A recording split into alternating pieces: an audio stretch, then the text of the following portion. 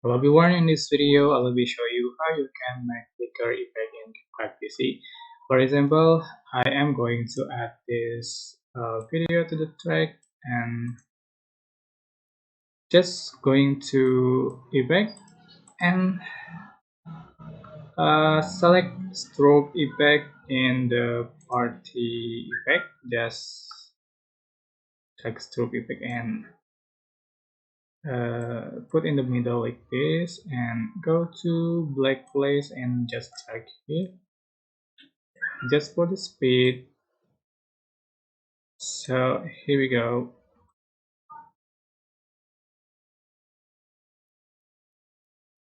Okay, that's how to flicker effect in CapCut. Don't forget to click like, comment, share, and also subscribe to this channel. If you have any questions, please leave it in the comment section down below. And don't forget to click thanks button. And thank you for watching. Bye.